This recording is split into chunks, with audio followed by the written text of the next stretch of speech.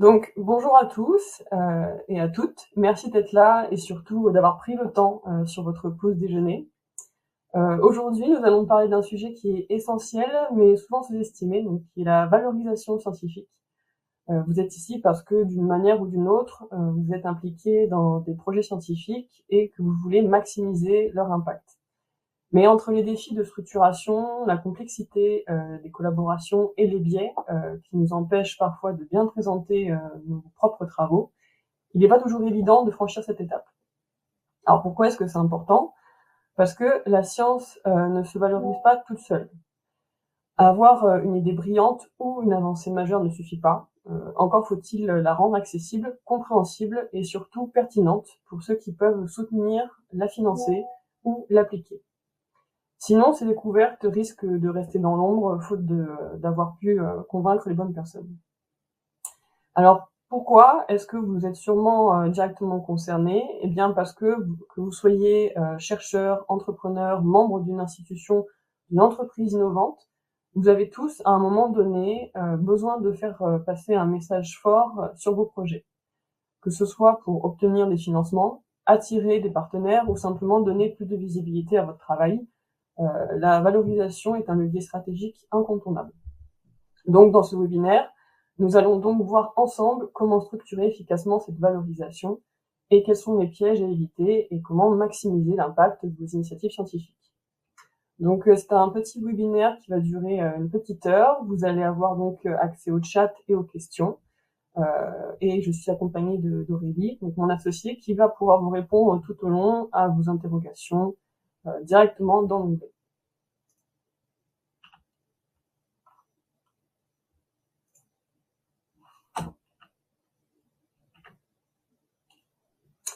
Alors, dans un premier temps, on va voir la partie avec les biais. Donc, la valorisation scientifique, c'est un processus qui est complexe, qui vise à maximiser l'impact des découvertes, des innovations et des connaissances auprès d'un public diversifié. Ça peut être des décideurs, des entreprises, du grand public. Pourtant, ce processus est souvent entravé par ce qu'on appelle des biais cognitifs, donc organisationnels et aussi culturels, qui limitent la portée des projets scientifiques. Ces biais, qu'on va détailler après, bien qu'ils sont invisibles à première vue, concernent tous les acteurs impliqués dans la recherche ou l'innovation, car ils influent sur la perception, la communication et les résultats des projets. Alors, je vous ai mis quelques biais dont on va pouvoir discuter. Pareil, si vous avez des questions, n'hésitez pas à les mettre dans le chat. Donc, le premier biais dont on peut parler, c'est le biais de spécialisation. Donc, c'est le cas où les chercheurs sont souvent trop focalisés dans leur domaine d'expertise. La conséquence ici, c'est qu'il y a un discours trop technique ou inaccessible pour les non-experts. Ça peut être des décideurs d'entreprise, ça peut être des communes, ça peut être des organismes régionaux. On retrouve aussi des biais d'autorité. Donc là, c'est une tendance à penser que l'expertise suffit pour convaincre. En réalité, même un bon projet doit être vulgarisé et adapté pour séduire différents publics. On a aussi le biais d'immobilisme. Donc là, c'est un réflexe qui s'appuie sur des méthodes classiques ou ce qui a toujours été fait, entre guillemets. Et le résultat ici, c'est un manque d'innovation dans la valorisation des projets. On retrouve aussi le biais de proximité, où là, c'est une priorité donnée à des partenaires ou publics qui sont déjà connus, et au détriment de nouveaux acteurs potentiellement intéressés. Là, la conséquence, c'est manquer des opportunités, des collaborations qui seraient alors restreintes. Et enfin, le biais de temporalité. Donc, c'est ne pas valoriser les résultats au bon moment, donc soit trop tôt, soit trop tard. Et les conséquences, c'est une perte d'attention ou de pertinence pour les cibles. Alors, pourquoi est-ce que ça peut vous concerner, ce dont on va parler pendant ce webinaire? Eh bien, c'est dans le cas où vous êtes porteur d'un projet scientifique, donc vos découvertes ou innovations méritent d'être connues, mais elles sont mal valorisées ou elles risquent de passer inaperçues. L'autre élément, c'est vous voulez maximiser votre impact, donc que vous soyez chercheur, décideur ou entrepreneur. La valorisation, c'est un levier qui est clé pour obtenir des financements, des collaborations et de la reconnaissance. Si vous pouvez être aussi victime de ces biais dont on a parlé, sans en avoir conscience, c'est le cas où si votre projet ne capte pas l'attention des bonnes personnes, ça pourrait être dû à des erreurs qu'on a évoquées un tout petit peu plus tôt. Et vous avez aussi le pouvoir de corriger ces biais. On va vous donner quelques techniques. Donc pour ça, il faut identifier ces obstacles et la première étape pour les surmonter grâce à des stratégies innovantes et adaptées. Alors avant de vous donner quelques clés, on va vous parler de quand même quelques chiffres qui interpellent, donc qui sont tirés du rapport d'inspection générale de l'administration de l'éducation nationale de la recherche, où, alors je mets des gros guillemets, c'est des chiffres qui sont estimés à partir de ce rapport-là, qui brasse énormément d'informations. Donc on estime, d'après ce rapport, qu'il y a 75% des projets de recherche dans des secteurs clés qui ne sortent pas, ou jamais, des laboratoires en raison d'un manque de valorisation. Donc quand on dit qu'ils ne sortent pas, c'est qu'ils ne passent pas l'étape de start-up ou d'industrialisation. On estime aussi qu'il y a 60% des entreprises, donc tout ce qui est décideurs, qui déclarent qu'ils ne comprennent pas pleinement la pertinence des recherches qui sont présentées, ou qui prennent pas, en tout cas, l'éventail des possibilités que ça peut apporter à leur structure. Et pour ça, je vais vous parler de quelques idées qu'on reçues sur la valorisation scientifique, pour que vous fassiez une petite idée. On va essayer de les débunker au fur et à mesure. Donc ça, c'est des idées qu'on retrouve sur les réseaux sociaux, notamment sur LinkedIn, dans les discussions qu'on a pu avoir avec des décideurs, ou même des chercheurs eux-mêmes. La première, c'est que la valorisation scientifique, c'est juste pour les chercheurs. Donc beaucoup pensent que ce processus concerne que le milieu académique, alors qu'il est essentiel pour connecter les entreprises avec les innovations scientifiques et pour transformer les découvertes en applications concrètes. La deuxième, valoriser, c'est vulgariser. Ça, je crois que c'est celle qu'on entend le plus souvent. Alors, en fait, il y a une confusion fréquente entre la valorisation et la vulgarisation. Alors que la vulgarisation, c'est pour rendre la science compréhensible pour un large public. La valorisation, ça concerne davantage l'exploitation des résultats, comme le transfert de technologies ou les collaborations industrielles. Mais les deux sont complètement compatibles et peuvent être utilisés en même temps. Et enfin, le troisième, c'est un bon projet scientifique ne se valorise pas tout seul. L'idée de la qualité intrinsèque d'un projet suffit à garantir son adoption ou son succès. Ça, c'est faux. En réalité, sans une stratégie de valorisation bien pensée, même les meilleures innovations peuvent passer inaperçues. Comme une super idée d'entreprise peut passer inaperçue. On ne l'attend pas. Il faut pouvoir la valoriser derrière. Et enfin, vu qu'on a un tout petit axe sur les entreprises, je vous en ai mis plusieurs qui ressortent notamment entre chercheurs et entreprises. La première, c'est les chercheurs n'ont pas la fibre du business. Alors c'est une idée qui repose sur des stéréotypes qui ont la vie dure, selon lesquels les scientifiques ne comprennent pas les besoins de l'entreprise, ce qui peut dissuader du coup les entreprises à collaborer avec eux. Pourtant, il y a de nombreux chercheurs qui savent très bien s'adapter aux travaux et qui savent adapter les applications concrètes avec le bon accompagnement. On rencontre aussi ce biais qui est investir dans la valorisation scientifique, c'est trop risqué. Alors que les entreprises, en particulier les PME, ils peuvent percevoir la recherche et la valorisation scientifique comme un investissement coûteux et incertain, alors qu'il existe des dispositifs comme le crédit impôt recherche, les partenariats qui minimisent ces risques. On reparlera de tout ce qui est crédit impôt recherche tout à l'heure.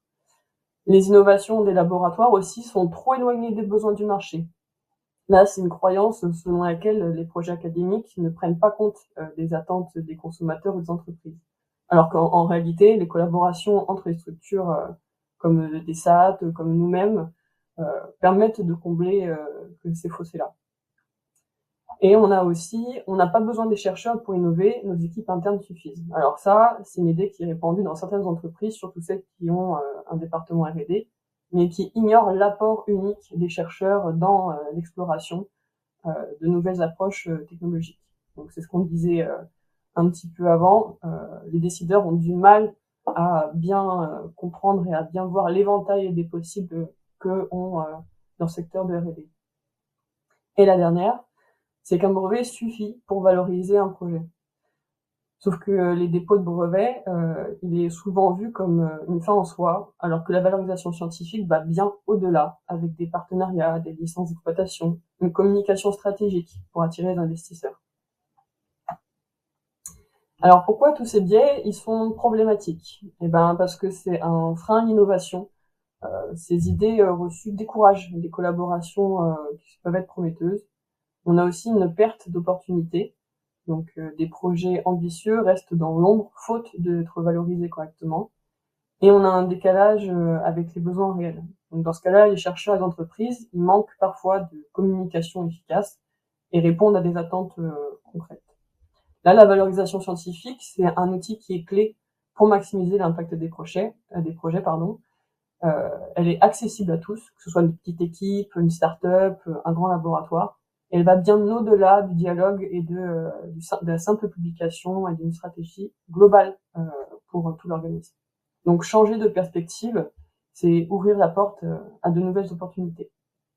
Alors c'est bien beau tout ça, mais par où est-ce qu'il faut commencer? Eh bien, dans un premier temps, il faut sensibiliser aux enjeux de la valorisation scientifique. Alors pourquoi? Parce que beaucoup de ces idées reçues découlent d'un manque de compréhension véritable des objectifs et processus de valorisation scientifique.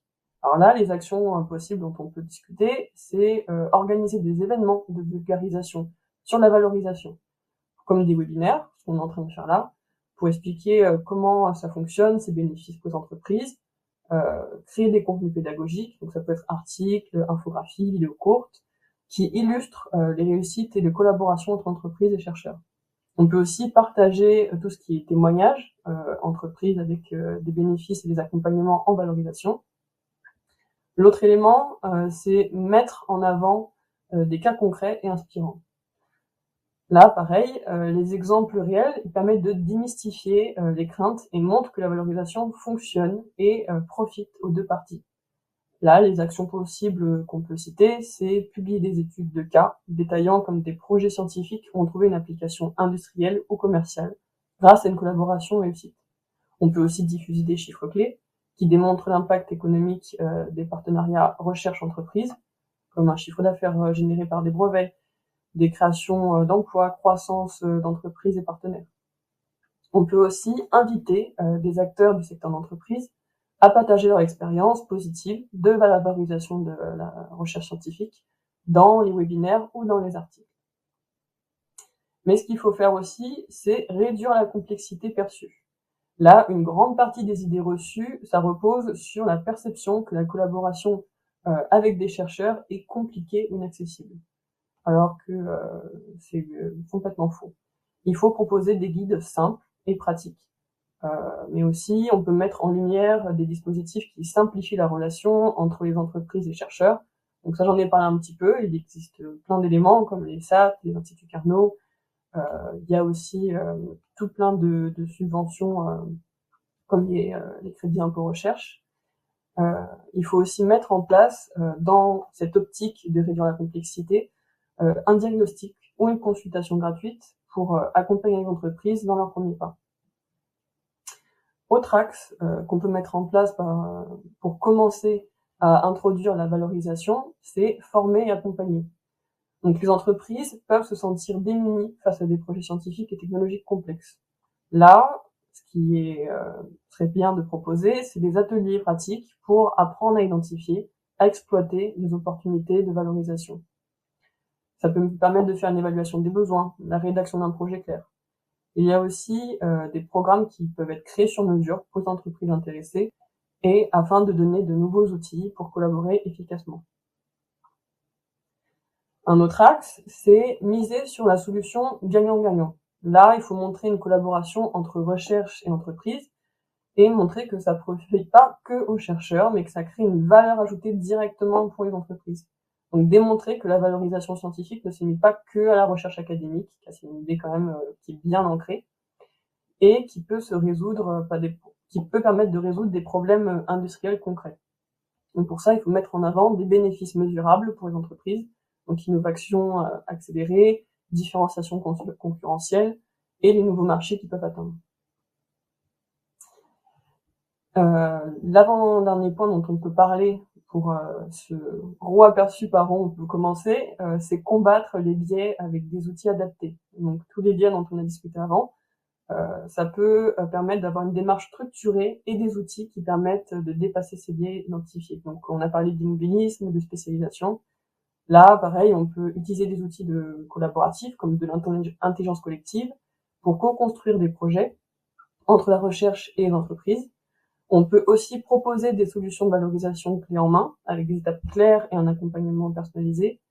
Identifier des besoins spécifiques des entreprises dès le départ pour offrir des solutions adaptées plutôt qu'un modèle unique. Et créer une alliance aussi entre scientifiques et entreprises, ce qui est le plus recherché actuellement, que ce soit par le monde académique, par les entreprises, mais aussi par le gouvernement, avec tout ce qui a été mis en place cette année, ce début d'année en 2025 et l'an dernier en 2024. Pourquoi? Parce qu'une collaboration réussite, ça repose sur la confiance entre une meilleure compréhension mutuelle donc de ces deux parties, scientifiques et entreprises. Et là, pareil, ce qu'on peut mettre en place, c'est organiser des sessions d'échange ou ce qu'on appelle des hackathons entre chercheurs et entreprises pour briser les préjugés, créer des espaces de discussion où les entreprises peuvent poser leurs questions sans jugement. Tatiana, le diaporama a frisé. Ah. On est resté sur la slide par où commencer. Mais je suis toujours dessus. D'accord, pardon. Et justement, on va passer sur l'autre slide où on va vous demander votre participation et on va vous demander de quelle équipe vous faites partie. Parce qu'on a pu identifier en fonction des différentes personnes qui pouvaient être la cible et intéressées par cette valorisation. Donc différents types de profils. Le premier, c'est les innovateurs solitaires. Donc dans ce cas-là, ça correspondrait aux personnes qui travaillent seules dans une petite structure et qui portent un projet scientifique innovant. Dans ce cas-là, vous êtes convaincu du potentiel de votre projet, mais vous avez du mal à structurer votre approche pour valoriser ou le rendre visible. La problématique que vous avez si vous êtes partie de l'équipe numéro 1, c'est comment transformer mon idée en un projet attractif pour des partenaires ou investisseurs.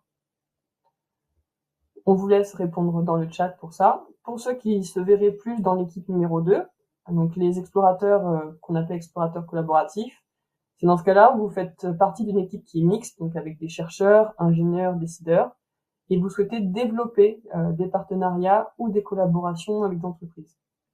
Vous avez déjà des résultats prometteurs, mais vous ne savez pas comment, entre guillemets, traduire en termes business. Dans ce cas-là, votre problématique, c'est comment bâtir des ponts entre vos découvertes et les besoins de l'entreprise. Pour ceux qui se voient plus dans le troisième groupe, vous travaillez dans une entreprise privée avec un département de R&D, mais vous avez peu de contact avec le monde académique et vous cherchez à intégrer des solutions ou des idées innovantes issues de la recherche pour vous démarquer de vos concurrents. Là, la problématique qui se poserait pour vous, c'est comment tirer parti de la recherche publique pour accélérer les innovations et rester compétitif. Et enfin, les derniers, on va voir aussi ce que vous votez, c'est les leaders institutionnels. Donc dans ce cas-là, vous êtes une institution scientifique ou un laboratoire de recherche, votre rôle consiste à promouvoir ou valoriser des projets de votre équipe auprès de décideurs et d'investisseurs, et vous devez jongler entre les priorités, soit publier, trouver des financements et valoriser les résultats. Dans ce cas-là, votre problématique, c'est comment valoriser efficacement le projet de mon institution tout en respectant la contrainte.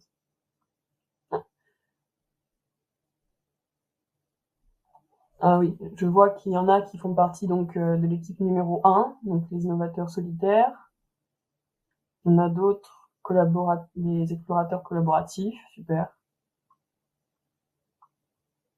Les performeurs privés. Et bien, du coup, pour chacune de ces équipes, on va pouvoir vous montrer, vous faire quelques exemples et explorer ce qui est possible et ce qui peut vous correspondre. Donc pour ça, on va plonger dans le défi de la valorisation scientifique avec une phrase qu'on dit beaucoup, que la valorisation scientifique, c'est transformer des idées en impact concret. Et pour ça, on va déjà un petit peu se présenter, parce qu'on s'est croisés au tout début, mais on s'est pas présenté avec Aurélie. Donc, je suis Tatiana Kakan, biologiste moléculaire du micro-environnement et entomologie de formation. Je suis la présidente de Cortex, donc une société de valorisation du capital scientifique. et je dirige aussi une association de vulgarisation scientifique. Je suis autrice de livres, de bandes dessinées, pigiste et conférencière aussi en université pour les Master 2 et pour les doctorants. Et celle qui anime le chat, c'est Aurélie Brousse. Elle est directrice générale de la société. Auparavant, elle était ingénieure en biologie, laboratoire de recherche publique, et elle est également membre de l'association de vulgarisation scientifique. C'est là même qu'on s'est rencontrés.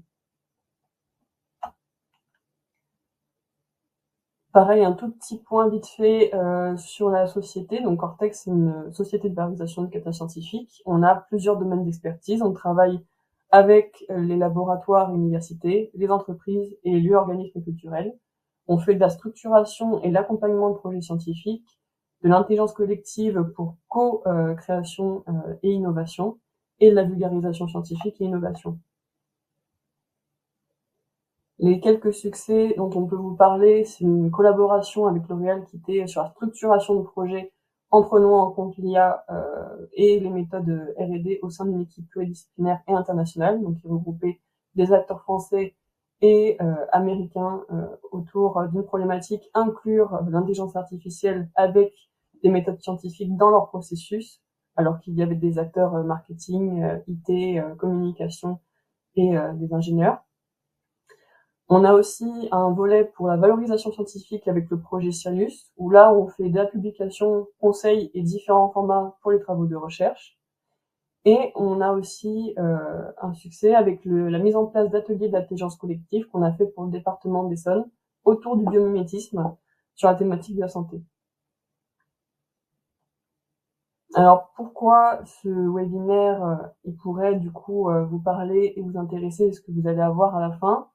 C'est mieux comprendre les enjeux et les défis de la valorisation scientifique, apprendre surtout des stratégies pratiques et des outils concrets pour structurer vos projets et collaborer, découvrir comment nous, on peut vous accompagner et vous aider et surtout comment d'autres types d'éléments et d'autres réseaux peuvent vous soutenir dans vos démarches.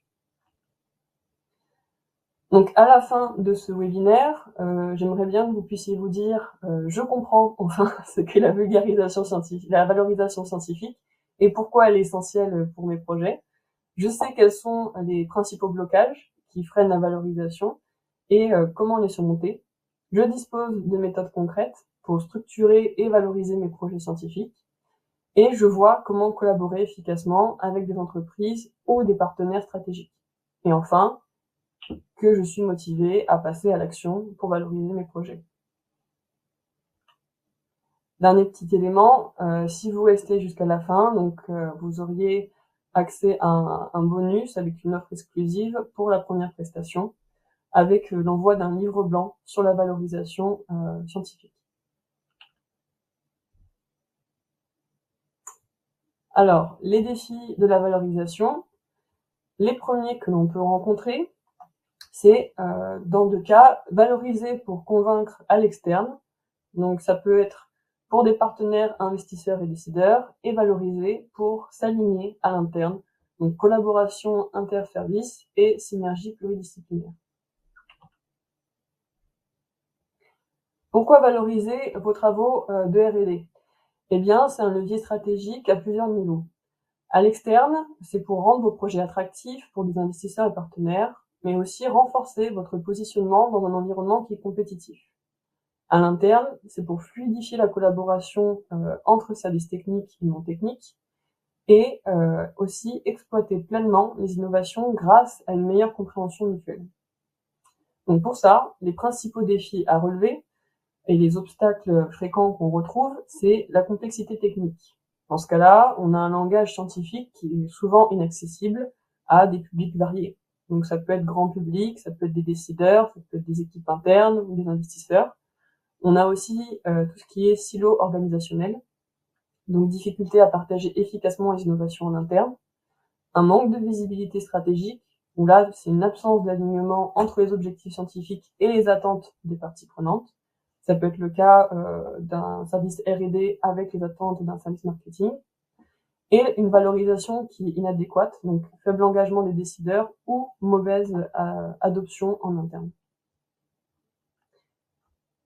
Les conséquences que peuvent avoir une valorisation insuffisante, donc ce qui est en jeu pour vos projets, à l'externe, c'est moins d'intérêt de la part des investisseurs et partenaires potentiels, mais aussi une réduction de la visibilité et des opportunités de collaboration. Alors qu'à l'interne, on a une innovation qui serait sous-exploitée ou mal intégrée dans l'organisation et des décisions stratégiques prises avec une compréhension partielle ou erronée. Alors pour ça, je vous ai mis un petit exemple interactif donc d'analyse d'un projet fictif dans le cas où une équipe de R&D donc développe une solution innovante, mais le projet il est mal valorisé. Les failles que l'on rencontre à l'externe, c'est un manque d'attractivité pour les investisseurs à cause d'une communication trop technique. Et à l'interne, c'est une incompréhension entre les services R&D, marketing, communication et autres qui freinent l'exploitation du projet. Les solutions pour surmonter ce défi, c'est dans un premier temps simplifier, adapter le message. Alors attention pour les scientifiques qui sont dans ce webinaire, quand on dit simplifier, ça ne veut pas dire renier les informations scientifiques, voire les dénaturer. Au contraire, c'est traduire les concepts scientifiques en bénéfices concrets pour les investisseurs et les équipes internes.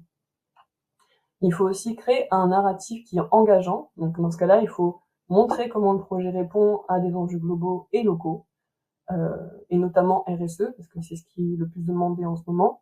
Faciliter la collaboration, utiliser des outils et méthodes d'intelligence collective pour renforcer les synergies, et aligner les objectifs. Dans ce cas-là, relier la valorisation externe à une stratégie interne claire et surtout partagée. Et pour ça, dans les stratégies et méthodes pour les structures et valorisation des projets, on va parler de comment clarifier les objectifs et impacts, les techniques de vulgarisation scientifique, mais aussi la structuration collaborative et les outils pratiques que vous pourriez utiliser.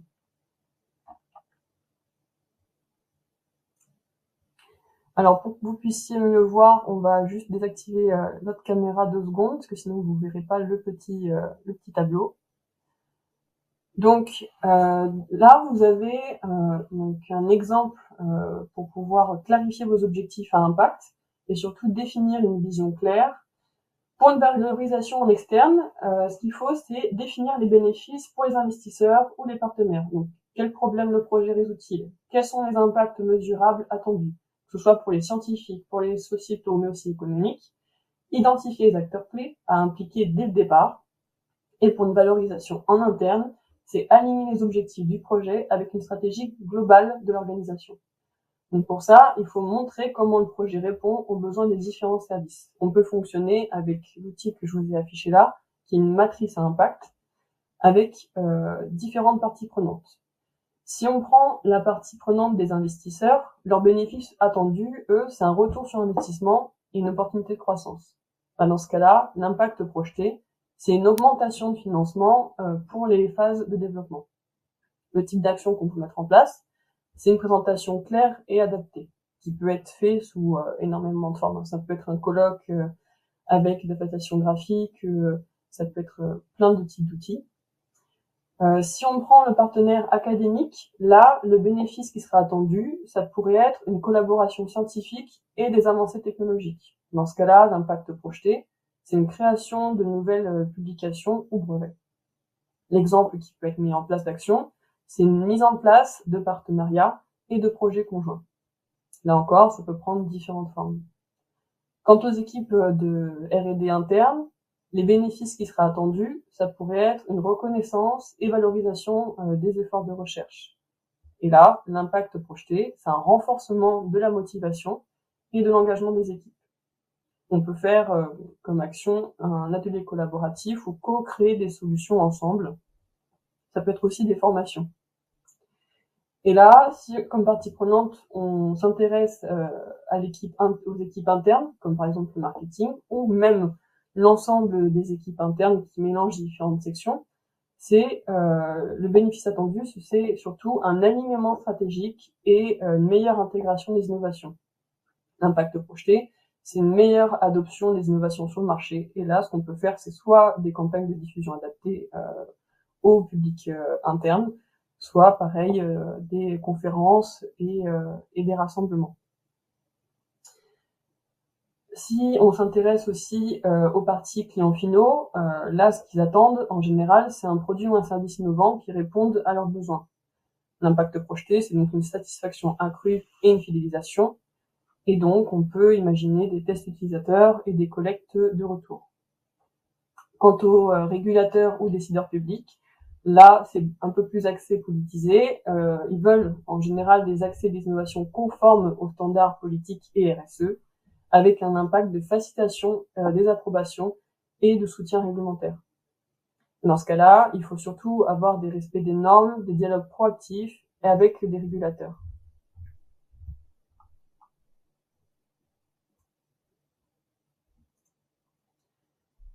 Et pour ça, il y a quelques techniques que l'on peut mettre en place pour la vulgarisation scientifique, notamment la vulgarisation scientifique rigoureuse, qui permettent de rendre des projets compréhensibles et engageants. Donc, comme je vous l'ai dit, la valorisation et la vulgarisation, ce n'est pas la même chose, mais c'est complètement complémentaire. On peut travailler ensemble.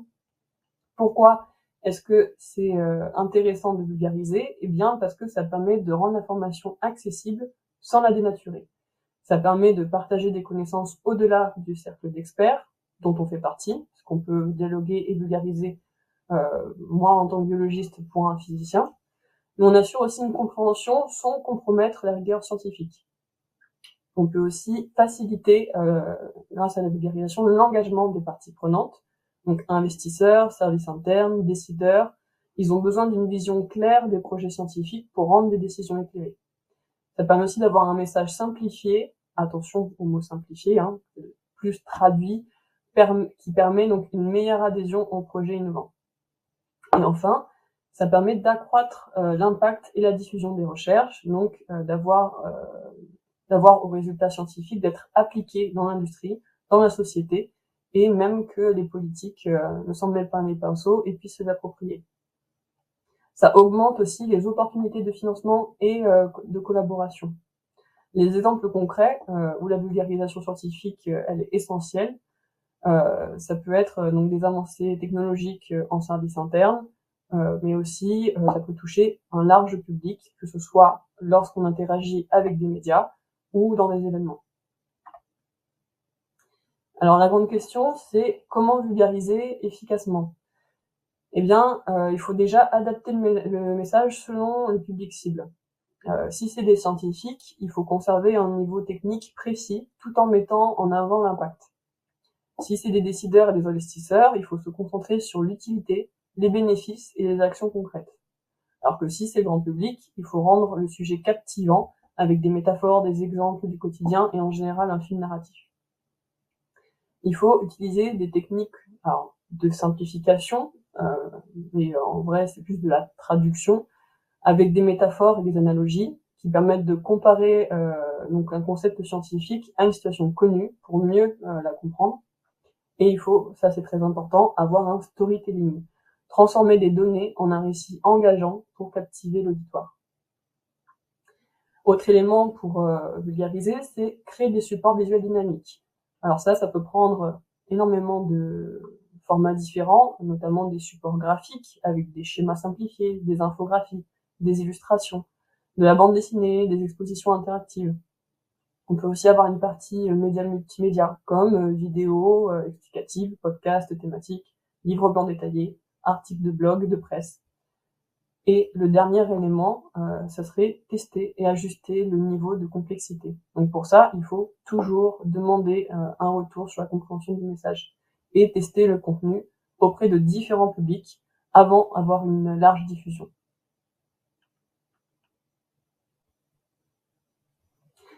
Pour structurer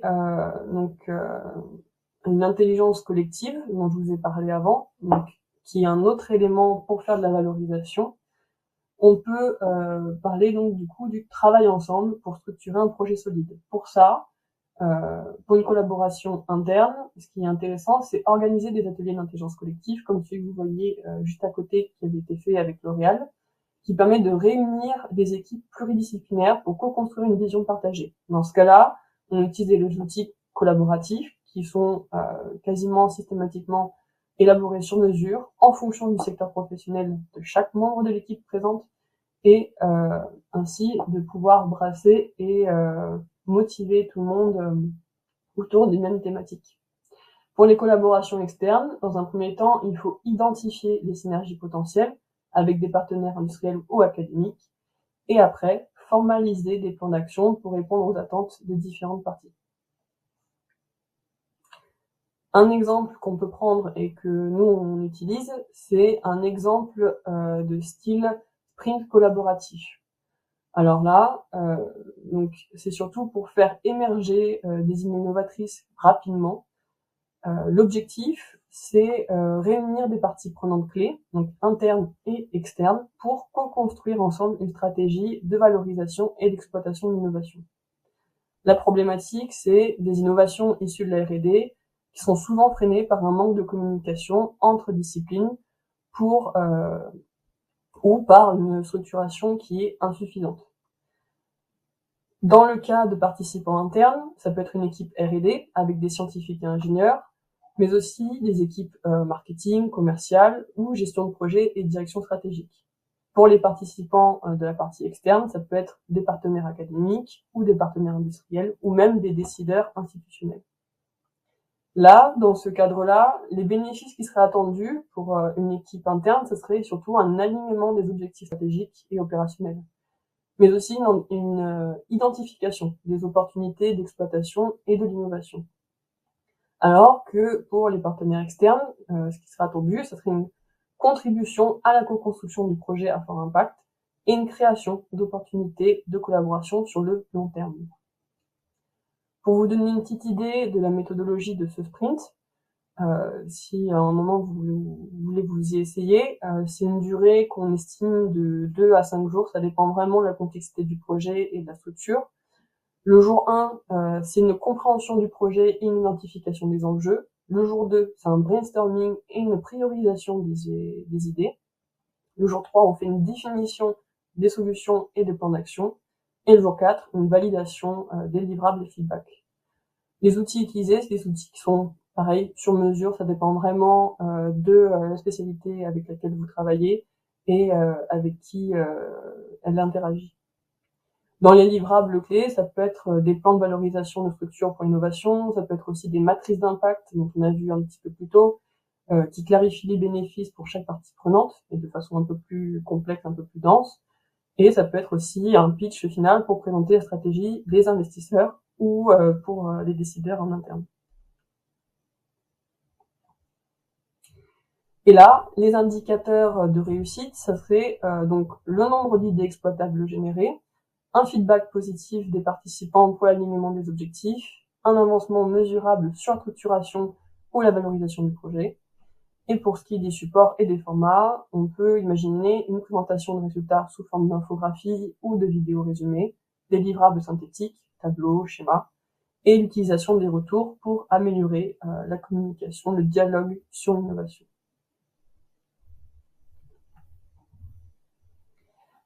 Alors, ce qu'on a juste pour vous avec ce webinaire, c'est pourquoi donc valoriser votre travail, c'est souvent un défi. Et pourquoi beaucoup en ont besoin. La première raison, c'est que vous ayez la tête dans le guidon. Donc, lorsque vous êtes profondément impliqué dans un projet, il est très difficile de prendre du recul.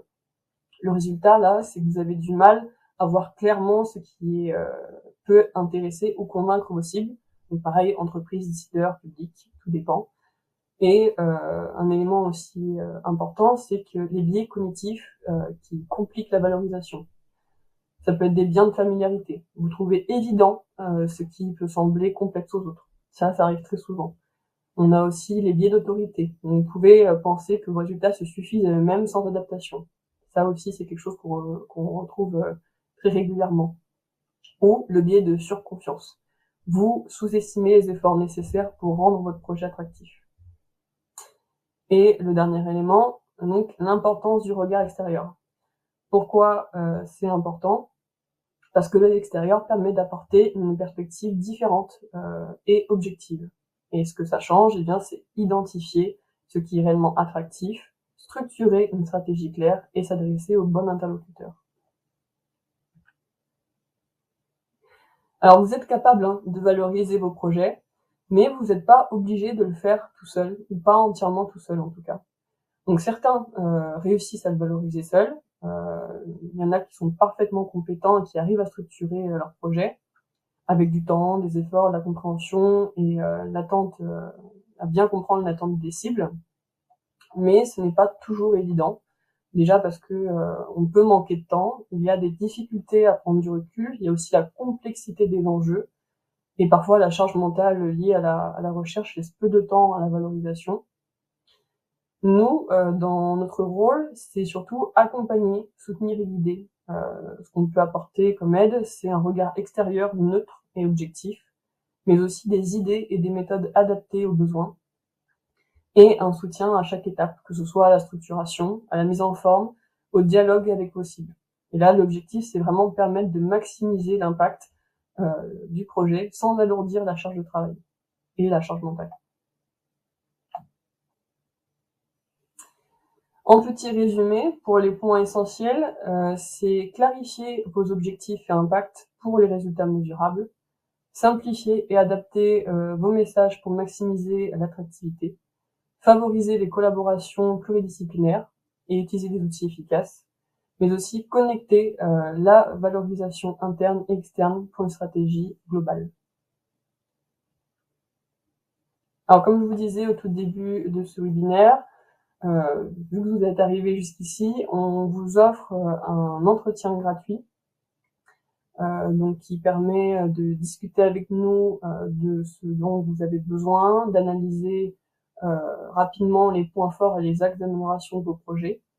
Et comment ça fonctionne, donc il faudrait juste nous envoyer un email ou répondre au formulaire qui se trouve sur notre site et on peut tout à fait convenir d'un entretien en visioconférence ou en présentiel en fonction de vos préférences. Quant à l'offre spéciale, c'est 20% de réduction sur votre première prestation avec nous. Pourquoi est-ce que ça serait intéressant de travailler avec nous? Parce qu'on a une expertise unique en valorisation scientifique, ou parce qu'on sait travailler avec différentes spécialités, que nous n'avons pas de formation journalistique, que nous venons des laboratoires, que nous connaissons bien toutes les problématiques qui en découlent. Et donc cette offre de première présentation, elle peut être commandée jusqu'au mardi 4 février.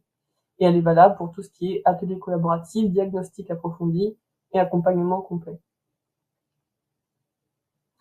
Enfin, après ce webinaire, qui j'espère vous aura un peu aiguillé et aidé, vous pourrez retrouver le replay et aussi planifier potentiellement des sessions diagnostiques. Et vous aurez aussi accès à un livre blanc qui vous sera envoyé la semaine prochaine. On reste disponible pour toutes vos questions. On va se remettre en plus grand et il va nous rester quelques minutes. On vous écoute si vous avez des petites questions à nous poser.